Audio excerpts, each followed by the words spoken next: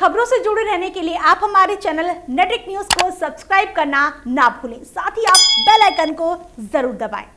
नमस्कार, नेट्रिक न्यूज देख रहे हैं आप। आपके साथ मैं हूं मानसी जायसवाल।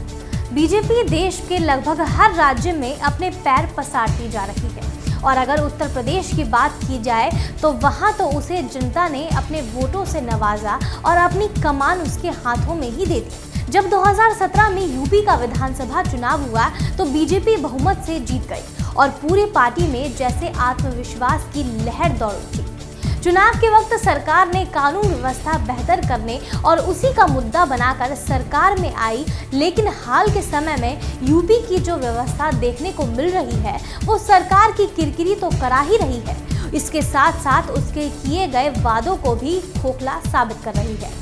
ना तो लोगों को कानून का डर है, ना ही कोई इतनी जहमत उठाने को तैयार है कि राज्य की व्यवस्था बनी रहे। अब शुक्रवार को बाराबंकी में जो हुआ उसके बाद तो ऐसा लगता है कि इंसानियत आंखें मूंद कर गहरी नींद ले रही है। बाराबंकी में उमड़ी भीड़ ने एक शख्स के साथ जो किया वो रूह को कपा देने वाला था।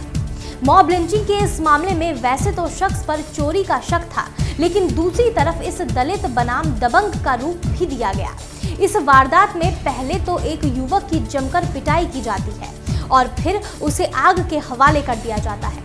इसके बाद युवक की स्थिति नाजुक हो जाती है और फिर उसे लखनऊ के सिविल अस्पताल में भर्ती करा दिया जाता है।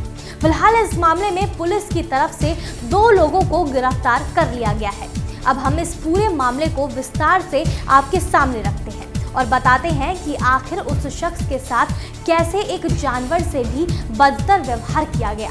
दरअसल मामला कुछ इस तरह से है कि देवा कोतवाली क्षेत्र के ग्राम तिंदोला का रहने वाला सुजीत गौतम रात के करीब 1:30 बजे अपने ससुराल जा रहा था।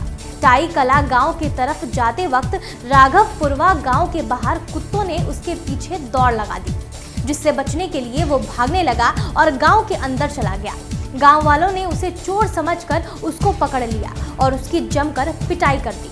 पेशे से पेंटर सुजीत ने अपनी पहचान बताने की भी पूरी कोशिश की, लेकिन किसी ने एक ना सुनी और उसे मारते ही रहे। इतना ही नहीं, गांव वालों ने उसे करंट के झटके भी लगाए। अंत में उस पर 4 लोगों ने पेट्रोल छिड़क दिया और फिर आग लगा दी। जैसे ही पुलिस को इस बारे में खबर मिली, मौके पर पहुंचकर पीड़ित को अस्पताल भर्ती करवाया गया और बाद में उसे लखनऊ रेफर कर दिया गया है।